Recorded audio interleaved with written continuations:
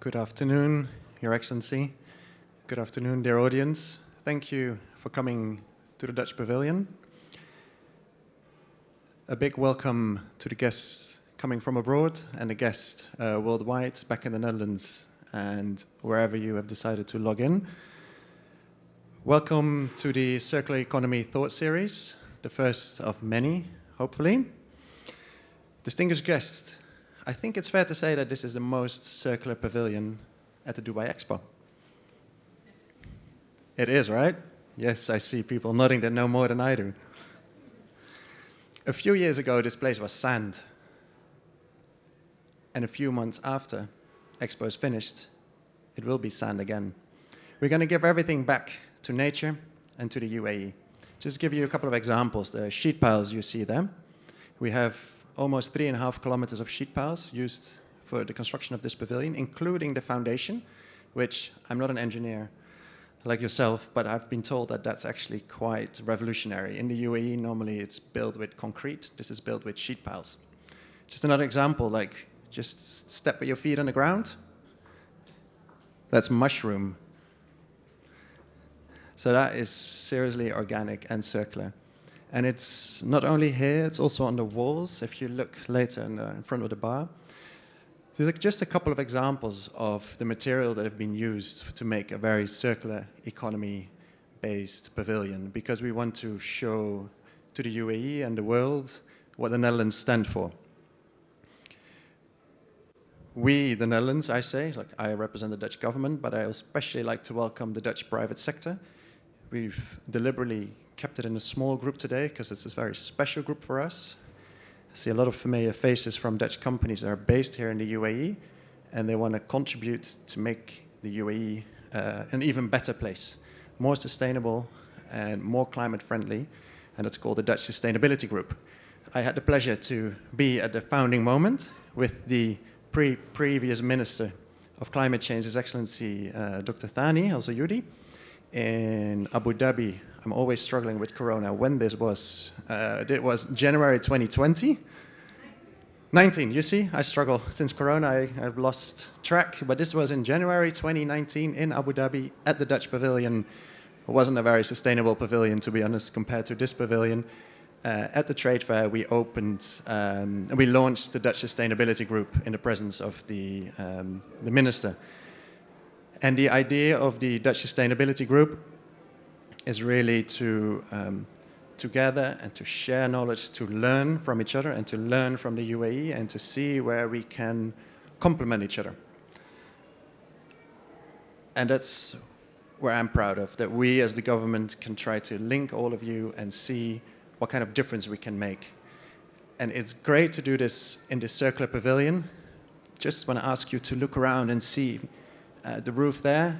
That's where we generate our energy from the solar roof. On the top, you can't see it, but we harvest our own water, and then we grow our own food, because the theme of this pavilion is uniting water, energy, and food in a circular way. So welcome to the Dutch Pavilion. I would like to give the floor to Mr. Freek van Eyck.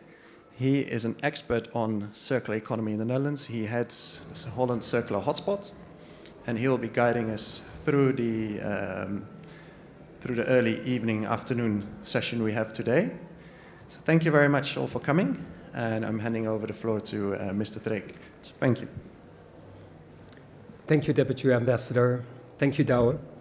A warm welcome in this award-winning pavilion also on behalf of me. I'm CEO of Holland Circular Hotspot and proud to be your moderator today. It's a special moment in time because the world is recovering from COVID-19 and the world needs actually circular economy more than ever. There's more awareness, there are recovery funds, and most of the recovery funds are for 40% sustainable, including circular economy.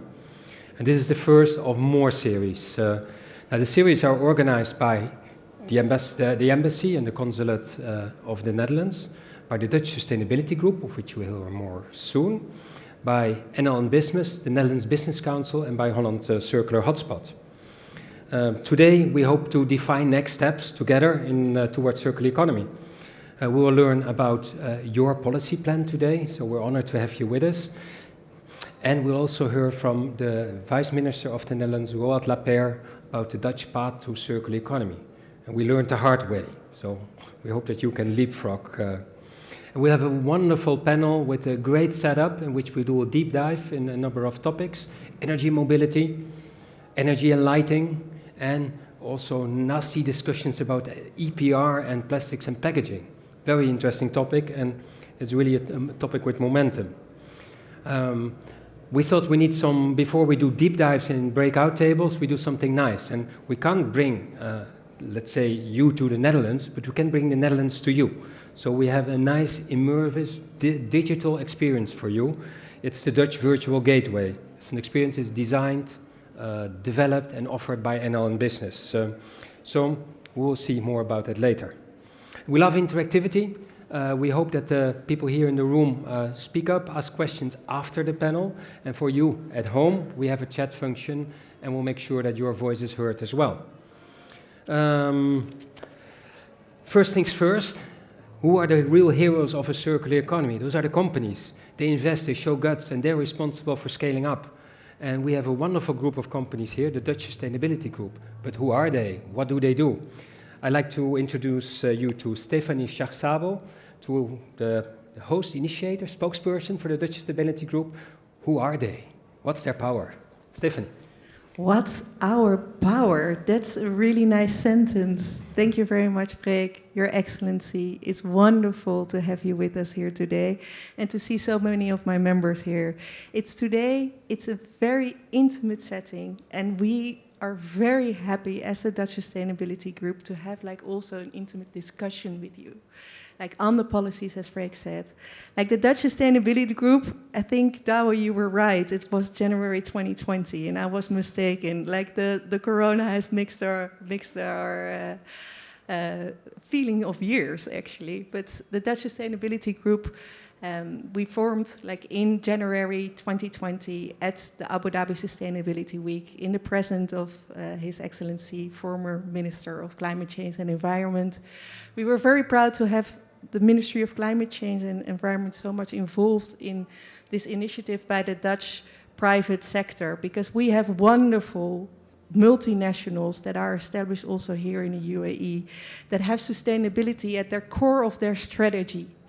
And to unite the Dutch business community within the Dutch Sustainability Group to really bring innovative projects and innovative ideas and thought leaderships to the circular economy as well as the sustainability in general. It's important for us. It's in the heart of our core business. So I'm very happy that today we are joined by LeasePlan is one of our members, KLM is one of our proud members, our Royal Dutch Airline.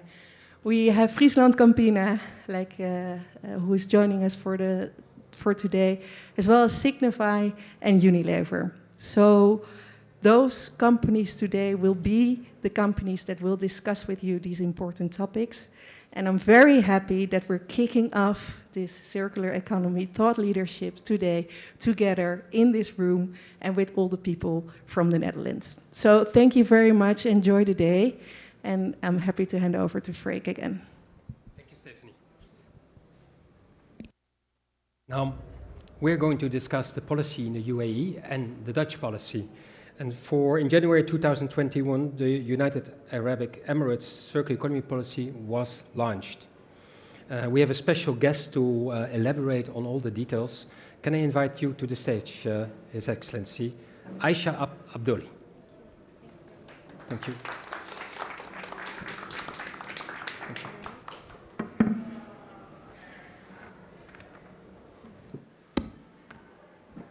Bismillah ar-Rahman ar-Rahim. Distinguished guests, ladies and gentlemen, good afternoon. It's my pleasure to address you today on behalf of the UAE Ministry of Climate Change and Environment. I would like to thank the organizers, the Netherlands Ministry of Foreign Affairs, UAE Dutch Sustainability Group, and Holland Circular Hotspot for organizing this first event of the series. It's an honor to join you today to speak about UAE Circular Economy Policy, which has been launched in January 2021.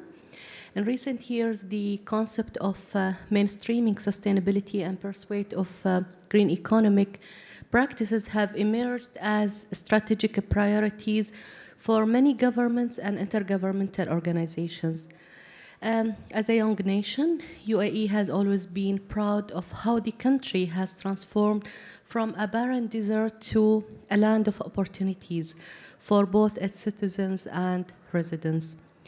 Rapid economic growth and being a melting pot of global talents have brought significant prosperity and improved the quality of life in UAE, despite the challenges brought by the harsh desert conditions that we have in here.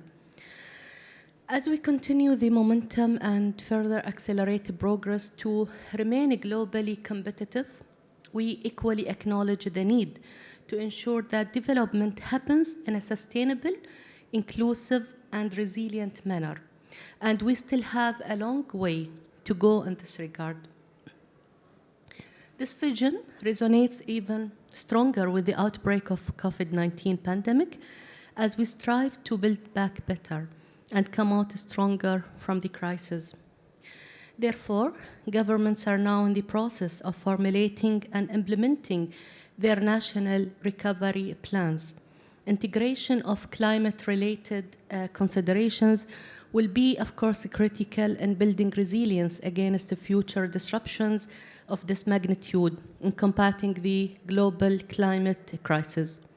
So as part of the climate action and the green recovery, UAE government is currently updating the UAE Green Agenda 2030 programs as part of the country's effort to achieve SDG goals and climate commitments. We are very proud to have witnessed the adoption of UAE circular economy policy by UAE Cabinet earlier this year, which represents a new landmark and phase for UAE that would lead for sure regionally and one of the pioneer countries globally on supporting transition towards circular economy. UAE now is on its way to achieve strategic objectives on the new economy, and the circular economy will be an integral part of that journey, which will support the transformation of UAE over the next 50 years. We realize that for the next step, there is a great need to educate and train as many companies in UAE on various aspects of the circular economy, including opportunities, profitability, and sustainability. So firstly, we are aiming through UAE Circular Economy Council to support the successful implementation of the policy, with a support from a newly established expert committee. And to achieve that, we will utilize our international partnerships with the World Economic Forum that was signed earlier in 2019, and with Intensa São Paulo Group signed in 2020. Secondly, various educational and training programs will be launched in the coming months in cooperation with the private sector, and the new international partnerships will be formed as we are following closely on the latest technological and policy advancement in advanced countries.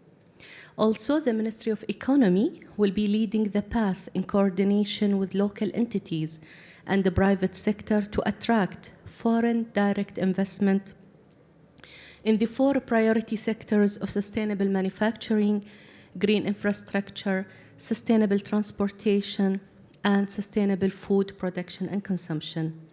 Even here at Expo 2020, we can easily find many examples that demonstrate the implementation of the circular economy, especially here in the sustainability district.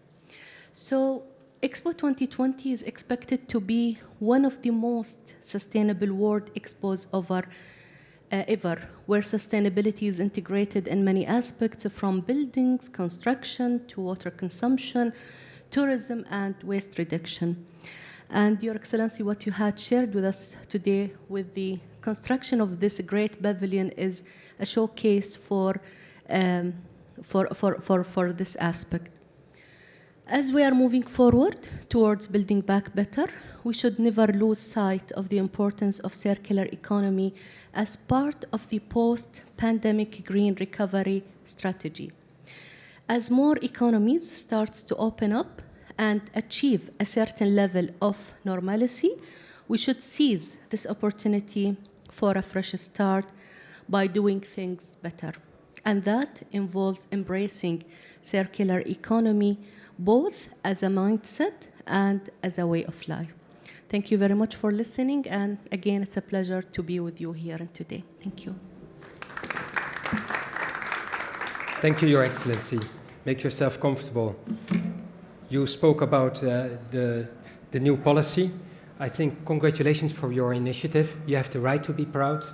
I heard you speak about the Circular Economy Council, expert committee, training programs, international partnerships. Well, that would be very interesting. 4 priority sectors, and of course this beautiful expo which you have here as a showcase. Before we do a deep dive with all the specialist companies here in the room, we have a contribution from our ministry, and we'll see a video from our Vice Minister. Before we see the video, I have a message to the guests at home. If you want to join the chat, if you want to ask questions, you will see on your screen that on the left side you will see a small orange block with an arrow in it. Click on that one and you can ask questions. At the top of your screen on the right, you can click chat to join the designated chat area. Let's have a video.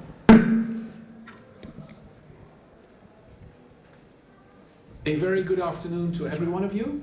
And let me start by saying that I'm very happy to join your meeting today.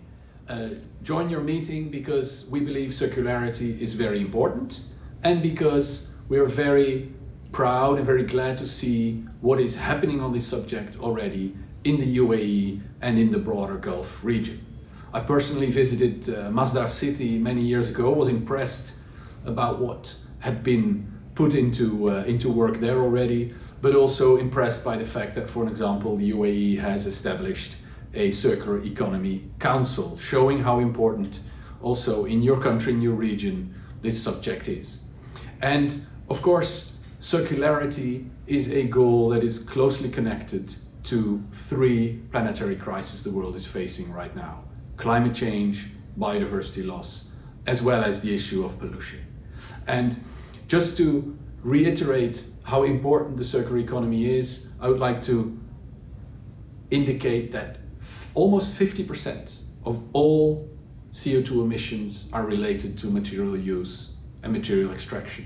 So we cannot deal with climate change without embracing the circular economy.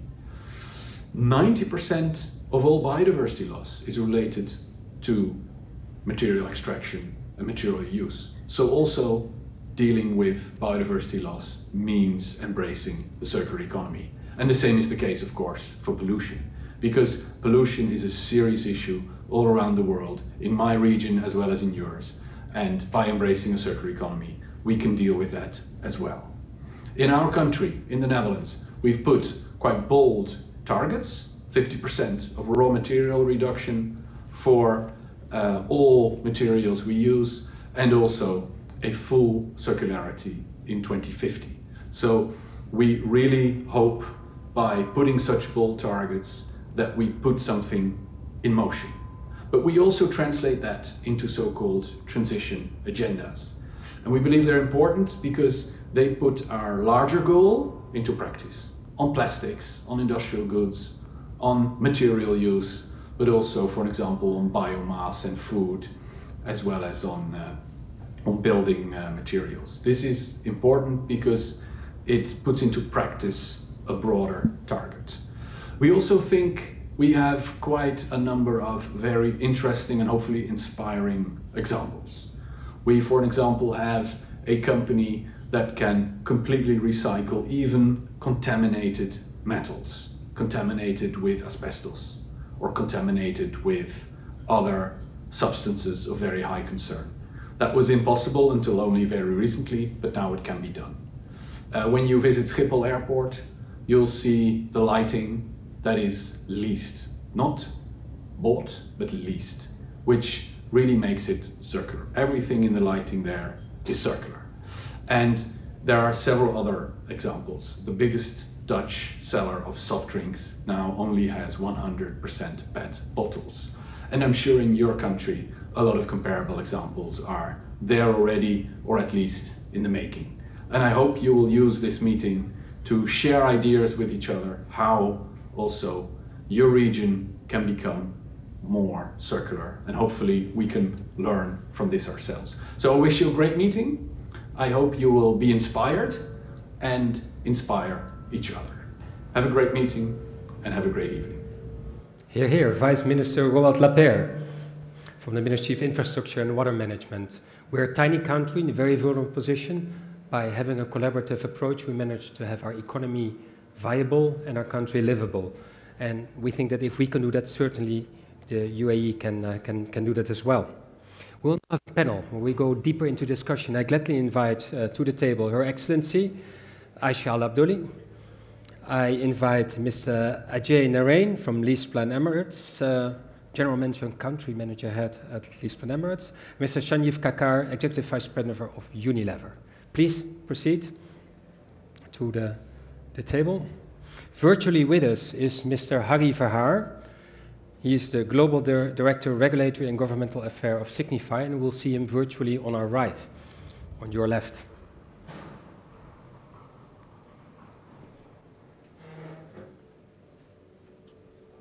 Welcome, distinguished panel. I will start with you, Your Excellency. We have been speaking about the circular economy. The Dutch Sustainability Group is focusing today on two topics, the topics of energy and the topics of plastics and packaging. We would be delighted if you could elaborate a little bit more on your future vision on especially those topics. What are the plans specifically for the next 5 years? What would you expect from them? How can they help you to realize your plans? Please, can I give you the floor? Is it working? Thank you for this question. It's really important to highlight these points. So UAE vision for a circular economy includes a vision where energy is actually used as efficiently and productively as possible. So that will be implemented in all sectors of economy. So this means that we want to see more economic and social value being created for every kilowatt or kilojoule that is consumed. And we want to make sure that we want to see more clean and renewable energy being used and more energy being recovered from waste as well. So there are already several practices and examples in Abu Dhabi, in Dubai, and in Sharjah of initiating plans to transfer or to divert the waste to be energy that can be used in several sectors. And that will prevent the waste from being dumped at the landfill. Also to support improved energy efficiency and productivity, the government is supporting the development of energy service companies, district cooling, and research and development into technology and business models. The government is also investing a lot in renewable and green technologies, such as the green hydrogen, to tackle the harder way of abating the energy demands, such as those in the industrial, shipping, and aviation sector. Likewise, the government is also planning to invest in smart and sustainable public transport system that will reduce energy demands as well as improve the air quality by reducing the pollutants that are emitted to the air. That when it comes to the energy part. So when we shall we proceed to the plastic? Yes, please. Yeah. How is that with plastics? Yeah. So when we speak about the plastic and packaging, UAE's vision in this regard is to reduce to an absolute minimum, since too much packaging and plastics ends up as waste. To tackle the plastic waste, for example, Abu Dhabi announced a policy that bans single-use plastics, and this policy aims to encourage the use of reusable bags and introduce a fine of using plastics that have sustainable alternatives. Another example, we can say that UAE views the plastic waste as a design problem. We need to design products and systems where waste is designed out, and this could be through new materials that are biodegradable or longer lasting. There are many opportunities to develop these new design and materials that design out waste, whether that waste is a plastic or some other material. So the government is actually exploring what regulations needed and what economic incentives also are needed, and that could be in a place to support the reduction in waste and the development of a new business models. Thank you so much. I think that ask actually for a reaction from your counterparts. Mr. Narain, could you give your vision on energy in relation to mobility? Why is it so important to focus on energy and mobility? What opportunities do you see? And maybe share some best practices you have in the region. The floor is yours. Thank you, Frick. But before I start, I'd like to just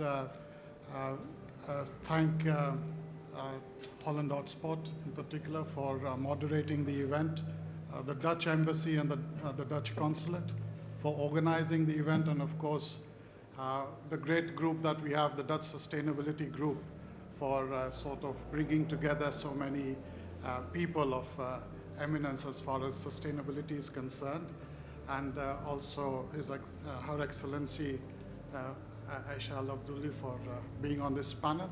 It's a privilege to be with you on this panel, and also my colleague Sanjeev for being on the panel. To start with, your question, Freek, mobility, of course, is very important, right? It's key to our lives as far as it leads to efficient and quality movement of people and goods. Sure, yeah. Right? So it's actually leading to economic growth, providing us with livelihoods. Also has a psychosocial impact because it allows us to travel and meet people. Right? So mobility in itself is very important. Now, as far as the relevance of energy is concerned, in terms of mobility, what we have noticed is that the requirement for fossil fuel-based energy has been increasing because of the rising population, and also because with the rising population you have more transportation needs and you have more building needs. Right? So, and then of course in the next 10 years it's forecasted that mobility needs would have to increase by 70%. 70. Right, that's massive. Yes. Yep. Whereas on the flip side, we know that we're faced with the challenge of climate change, where we can't go beyond the threshold of 1.5 degrees centigrade, right? And so that actually requires the automotive industry to reduce its emissions by 50%. So that is what I normally call the mobility paradox, right? So on the one hand, there's an increased need for mobility, on the other, there's an increased need to reduce emissions, right? But of course, that paradox can be resolved. So, and before I move to more circular practices, I think one of the most important things to resolve this paradox that we're faced with, right? Because it will, of course, if we're able to resolve it, it will result in a reduction of the carbon emissions, is that it's time for many countries, right, and many governments to realize that climate change is a threat, right? And it's time to put the words into action. So that is very important, right? So, for instance, if I think many countries need to emulate the UAE, right? So where recently an announcement has been made that the net emissions by 2050 would be zero, right? So I think there is a basis to emulate the UAE, right? And also there is a requirement that not only governments but corporates also need to realize the importance and work with governments, right, as partners in policy making and policy implementation, right? Because of course there have been recent announcements, the UK announcing a ban on sale of ICE vehicles by 2030, President Biden in the US making a similar announcement. There are other countries that have 17 other countries. Not acting will not be possible, I assume. Sorry? We need to act, not acting, Yeah, there's too much absolutely. momentum. Yeah. So, there is a case, right? And in the mobility sector, we really need to come up with policies that drive electric mobility, right? And talking about, of course, electrification, it will lead to an increase in the consumption of electricity, so we need to address that. As Her Excellency was just saying, we need to look at possibly renewable sources of energy, right, as a possibility to address the increased electricity consumption that will be required. I think that the UAE actually is well placed because as per the National Energy Strategy of 2050, right, I think 50% of the total installed power capacity will be driven by either nuclear or solar, right, in the UAE. And I think that is something that we would need to look at, right? And of course, technology and digitization will also play an increasing role. For instance, we as LeasePlan globally have developed an app called LeasePlan Energy, right? And what that app does, and it's in the testing phase in the Netherlands. The final words, please. Yeah, so I'm just finishing. So it actually enables individuals to charge when the generation of renewable energy is abundant. So you can charge your electric vehicle and it's abundant. Coming to circularity, of course, is also equally important, right? Circular practices within mobility, like we are driving the reusability of vehicles, right? So leasing in itself is a circular concept, right? And we're driving the reusability of vehicles. When vehicles finish their first leasing cycle, we are actually releasing vehicles again, right? And we've also tied up with many of the technology platforms like UDrive eCar in the UAE, driving the multiple use of the same vehicle, which keeps vehicles off the road. Digitization, cars as a mobility as a service, reusability, Yes. and electrification. Absolutely, and then coming to the end, right, is integrated mobility also will be an important thing where cities will need to design their mobility visions, right? So whether it be integration with different modes of transport, right, like private cars, robo-taxis, robo-shuttles, micro-mobility, cycles, walking, right, on the one hand, and on the other, they'll have to align it with the different concepts of mobility like autonomous driving, connectivity, electrification, shared mobility, right? And of course, as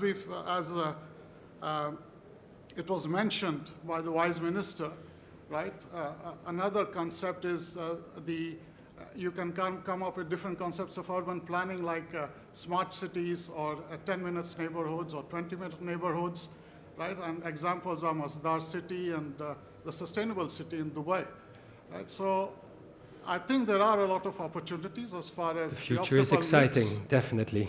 right? As far as the optimal mix of energy and the use of energy is concerned, right? But it's time to put your words into action. Thank you very much for your contribution, your generous contribution. Yeah. Sorry, I feel very passionate about sustainability. No, I recognize it immediately. Yeah. I applaud you for that. Let's move to another person who I know who is very passionate about this topic, and that is Harry Verhaar. He is virtually traveling to us from the Netherlands. Harry, let's talk about energy in relation to lighting. Please build on the story of LeasePlan. Why is this topic so relevant? Why is lighting so relevant? And what opportunities do you see? Which bridges can you build? The floor is yours, Harry. Yes, so thank you, Freek. Thank you, everyone. It's a pleasure to join, be it virtual. I think we're all dying to see people in 3D again, and I hope to be in the Emirates soon. So there are two important ways actually building on the remarks of the Vice Ministers and of Ajay. That's where lighting can contribute. So the first is on efficiency.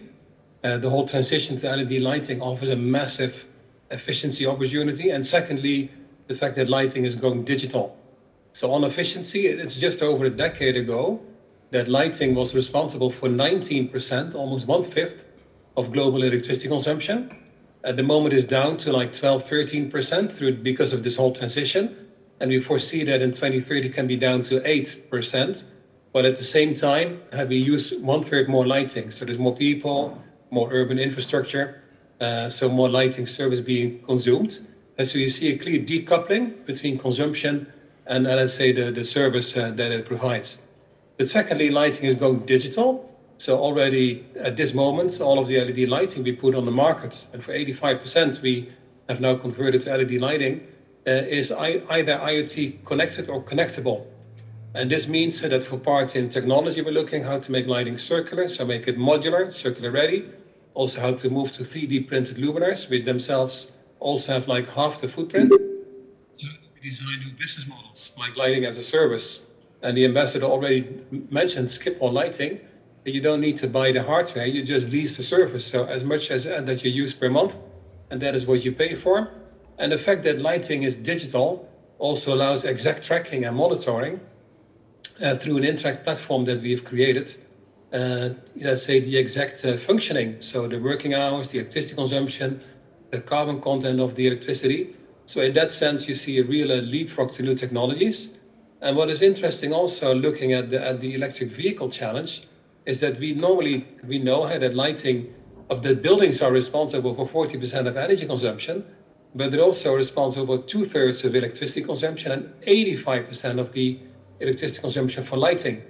And we see in order to meet climate goals, we need to more than double renovation rates of infrastructure to 3% per year, because that contributes like half towards staying within the 1.5 centigrade limit. But also by doing this, and this is really, really important, we free up, you could say, a massive amount of electricity that can be allocated to accelerating the electric vehicle revolution. So in that sense, then you would need to invest less capital in building new power generation, which also time-wise and capital requirements would be a huge challenge. So you see there's a clear link between the two, and that is also why I applaud the good work of LeasePlan. Thank you, Harry. So you save the energy that others can use in the energy transition. That seems like a very nice move. Let's go to our last panel member. I didn't do you right. You are Sanjeev Kakar, Unilever, Middle East, North Africa, Russia, Ukraine, Belarus, and Turkey. We are modest in your presence. But you have a great topic to deal with. The world is talking about plastics. There is momentum, and your company is highly involved in plastics and packaging. What role does Unilever want to play in the future of plastics here in the Emirates? Yeah, good question. So first of all, thanks for having me here, and really a pleasure to be part of this panel. About 12 years ago, Unilever articulated a vision which said we want to decouple our environmental impact from growth. And that was a bold vision because basically it said that even if we double our business, we are not going to increase our environmental impact on the way. And that was enshrined in the Unilever Sustainable Living Plan, which then began to set out multi-year goals in terms of what we wish to achieve. Before I come to plastics, just a couple of other areas, picking up on some of the thoughts that have emerged. I think the first thing that happened around 2013 was the fact that we became globally a zero waste to landfill company, including in the UAE. And all our waste today from our factories and office sites does not go to the landfill. It's either converted, it's composted, or it's just recycled within the factory or with third parties. Already today. Yes. So that's been happening now for the last 8 years in all our manufacturing sites and sourcing units and offices globally. All the factories that are now being set up, for instance, if you take the Dubai personal care factory, which we set up about 4 years ago, are now what we would call green factories. So the Dubai personal care factory was the first one where 1/3 of our power generation is through solar installed by us around the factory premises. And so out of the 9 megawatts that we use in a year, about 3 comes out of our own solar panels which have been put there. 80% of the water inside is recycled. A lot of daylight is used to light up the factories. There are some real improvements that have happened in terms of carbon emissions, heat energy usage, etc. So a lot of work happening on the supply chain side. We're not even talking about plastics yet. Yeah, we're not even talking about plastics. Plastics. Now, plastics, I just want to say, is not an enemy. It is an integral part of the human consumption society, and it is a very useful part. The thing about plastics is not to put it in the environment, but to keep it in the loop. And I think as a company, we obviously use a lot of plastic, and a lot of our packaging goes into that. A lot of our products are of course, packed through that. So we set some pretty ambitious goals for ourselves, which we are working towards. The first we said was that by 25, 100% of our packaging should be recyclable, reusable, compostable. And we, for instance, in the MENA region today, we are at about the 75% mark, and building up rapidly to get to the 100% by 25. We also said that that's not enough. We want to also make sure that in our packaging that we are putting out, 25% is recycled consumer PCR. So that we are reducing our usage of virgin plastic, and the intention is to halve the usage of virgin plastic over time. And finally, a very ambitious goal, which I still struggle with how I'm going to achieve it, and I'll come to that, is about we are going to collect more than we put out into the environment. And when we collect it, then it's going to go into the whole recycling space. Which brings me to the big point I want to make, which is that all of this, particularly the last one, and the one about incorporation of PCR, cannot happen without relevant partnerships. Yeah? And we need the governments involved. We need the consumers involved. We need the waste collection management systems involved. We then need people who can take that plastic being collected and convert it into PCR, which can go into our products. To that end, a number of initiatives which we are taking. The first is, of course, we are part of Project Circle along with the ministry and a few other big partners. And the intention is to begin to create the ecosystem and help drive the ecosystem that is going to enable circularity as far as plastics is concerned. We've also signed an MOU with BIA, which is one of the largest plastic collectors within the UAE, for production of PCR. Because our challenge today is that even if we want to use PCR in our products, there's just not enough available locally. And the last thing we want to be doing is importing somebody else's PCR into the UAE, yeah. And it's just not the right thing to do. So, but there, the issue really is that BIA and similar providers need a certain scale for them to put in the capital investment, which is where the governments can come in, private sector partnership can come in, like-minded companies can come in to make sure that we are able to generate the right It can only be a collaborative effort if you want to scale. It can only be a collaborative effort. Then we do a number of other things like setting up reverse vending machines, partnership with schools to raise awareness, and all of that kind of work happens. But really the big thing that has to happen is this full ecosystem has to be built across the whole chain for us to really be able to make a difference on a substantial scale for the UAE to reach its goals. It's not going to be just enough for one or two companies to try and do this on their own. Thank you, Mr. Kakar. So we've heard now 3 panelists from the Dutch Sustainability Group elaborating on their passion, on their field of their topic. I'm really interested to hear your opinion. How we will proceed now is that we will have 3, call it power duets, that we have 3 sessions between His Excellency Aisha and the other panel members. First reaction from you in 1 minute, and then a reaction from the panelists. Can we start on the topic of energy and mobility, please? Could you share your thoughts?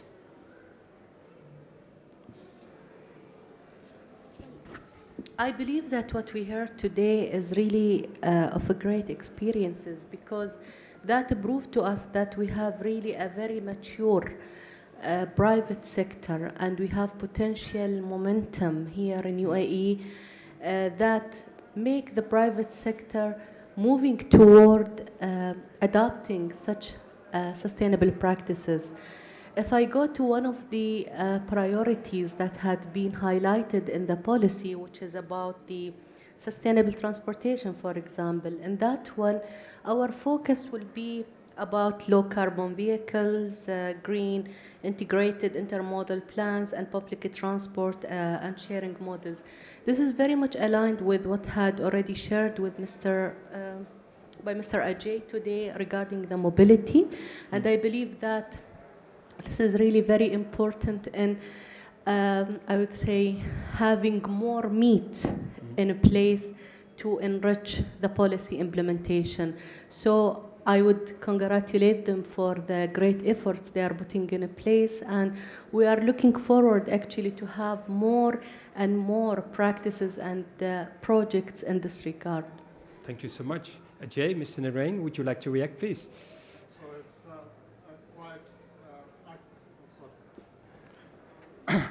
so actually it's quite encouraging to hear Her Excellency saying such things. It's music to ears, right? So, and of course, you'll be proud to hear that as a UAE company, we already have 7% of our fleet as sustainable within the UAE. So we are trying to sort of move ahead, and as you said, we have put in place a lot of practices in order to move to more to a more sustainable model, and it is indeed very encouraging to hear that we are quite aligned with also the objectives of the UAE government, right? And of course, if at any juncture you would like to sort of pick on our brains, well, we're there to help. Thank you. Thank you. Also, Engineer Aisha, would you like to comment on the topic of energy and lighting? Thank you. Because you know what I thought, that my mind was actually somewhere else when Ajay was talking, because maybe I didn't share with you that already the net zero announcement was made just last week here in UAE, and that it makes us the first country in the Middle East and North Africa to announce such a target, such I would say a bold target, in bringing our emissions to zero by 2050. And the focus of that will be very much aligned with like the lighting industry, especially because one of the streams we are focusing on is industry. And in industry, we are focusing more on innovative technologies that will actually reduce the emissions. So what we heard today from our colleague regarding the lighting, that had really, aligned with what had been already announced within the net zero announcement.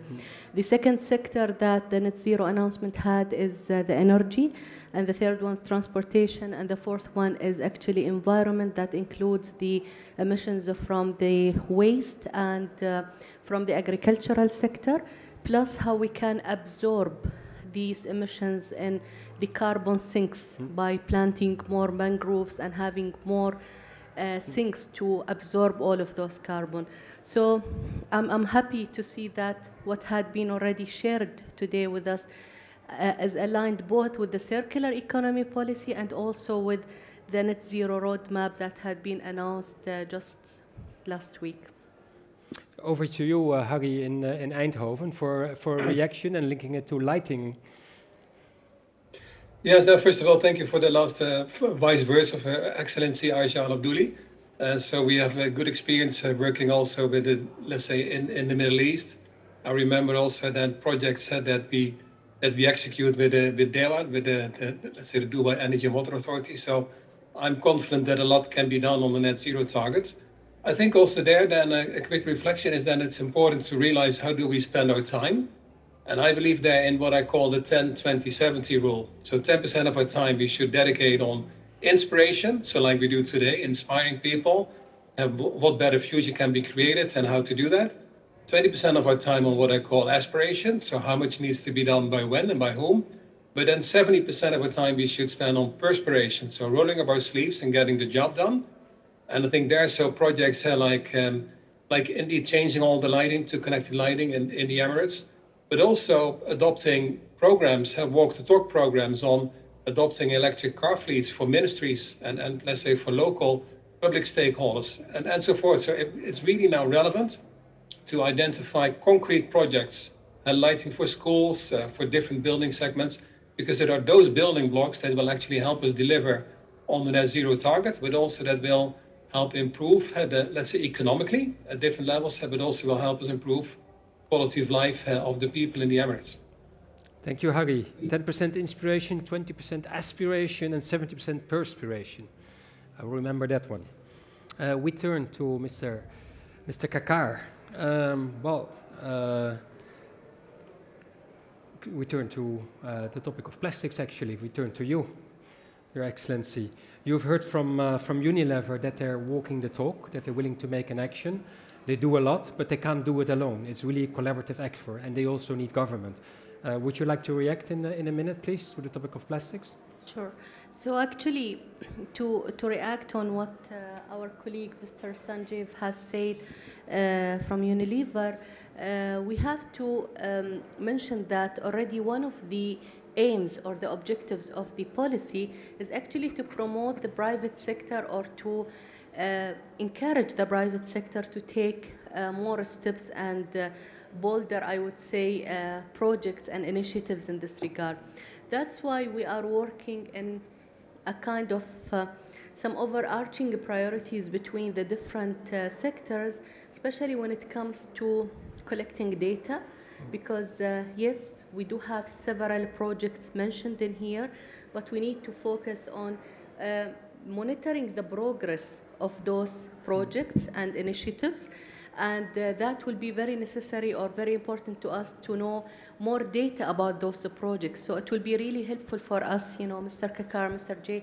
Sanjay, that we have some more data about these projects and the relevant, technical details of those.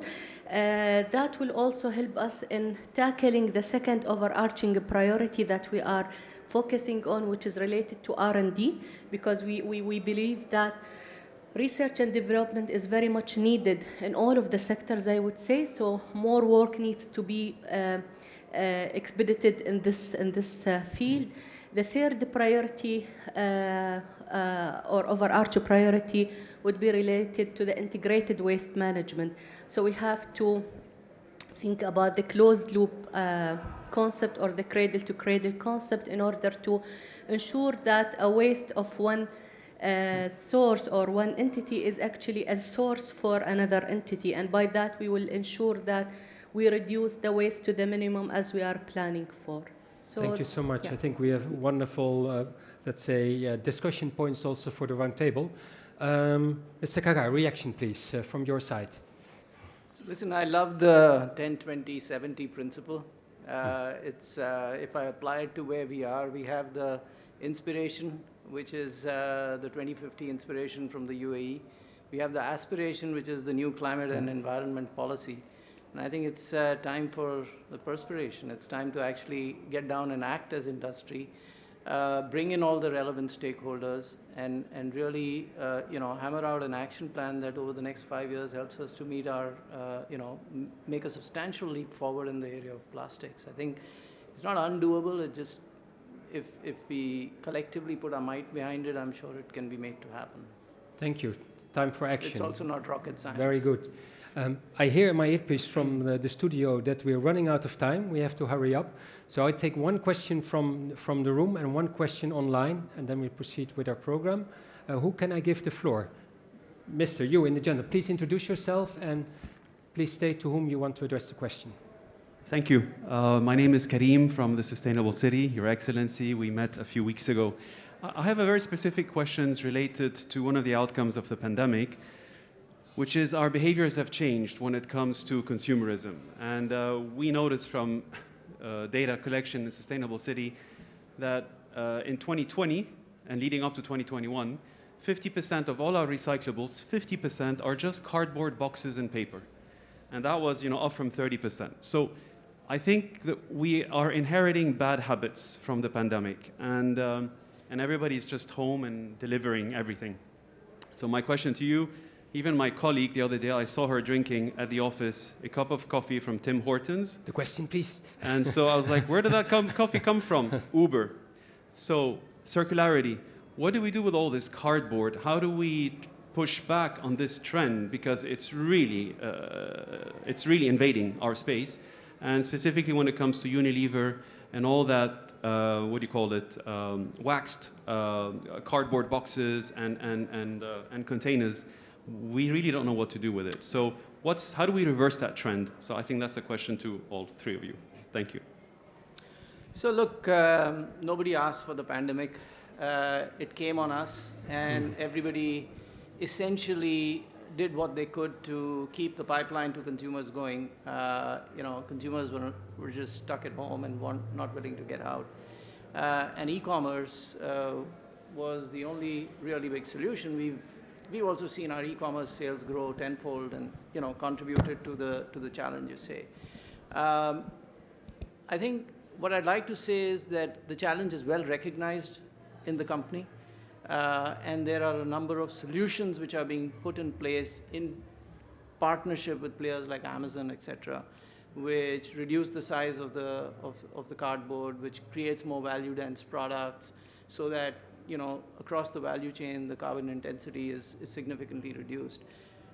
Having said that, quite honestly, we've all just been reacting over the last 15-18 months, and I think we are now getting the breathing space to actually just step back and look at the problem in front of us and solve it. Because remember, at least companies like ours have the goals, and just because the pandemic came doesn't mean we're going to shy away from delivering our goals on plastics and carbon. So it's still going to happen. We just now need to take the new reality into account, which has begun. But Thank you. I don't think I can offer you any immediate thoughts in terms of how we're going to solve that problem. Thank you. We have to leave it with that. It's a trend we can't fight against, unfortunately. And we can continue discussion afterwards. Is there a pressing question from the live audience which we need to tackle now? I go to the technical guys. Otherwise, I would say let's continue. What we will do is, first of all, we will thank our panelists for being wonderful spokespersons for their companies, for the organization, and for the country. Thank you so much. Give them a warm hand, please. And I promised you an intermezzo. And let's say, to strengthen the words of the Netherlands Vice Minister, we can't bring you to the Netherlands, but we can bring the Netherlands to you. We have a virtual gateway developed by NL on Business. It's a virtual reality showcase in which allows you to experience the Dutch innovations, Dutch solutions to global challenges. So with a virtual reality headset on, you can actually travel to the landscape, experience water management, experience horticulture, experience energy.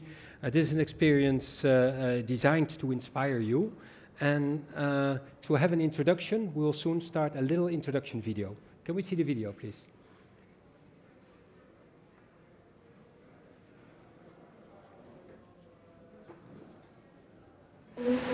Some say it's our inventive nature. But to us, innovation has always been a necessity. In the Netherlands, we let our history inspire integrated solutions for our present and our future through proven partnerships across sectors and between businesses, public institutions, and academia. Growing global challenges require us to come up with even smarter solutions. So let's collaborate with the companies and people behind them. Let's collaborate to implement tailor-made solutions all over the world. Let's collaborate to solve global challenges together. Now let us give you access to these solutions from wherever you are. Presenting the Virtual Gateway of the Netherlands, powered by NL in Business. Experience leading solutions in energy, water, food, health, tech, and many more. Explore and connect with partners who can fast-track your innovation efforts and help you embrace the future. Enter the Virtual Gateway via virtualgatewaynl.com.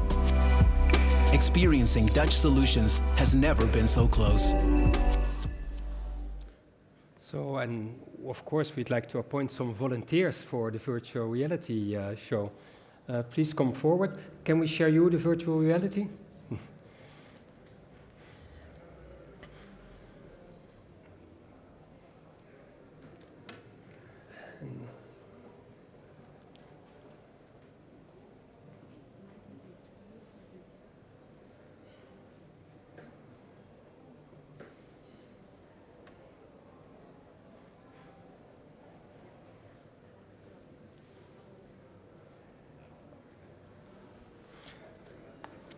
So we'd like to thank the audience at home for their presence. We will make sure that all the questions which have been answered, which could not be answered in time by the panel, will be answered and will be sent afterwards. It was wonderful having you virtually with us.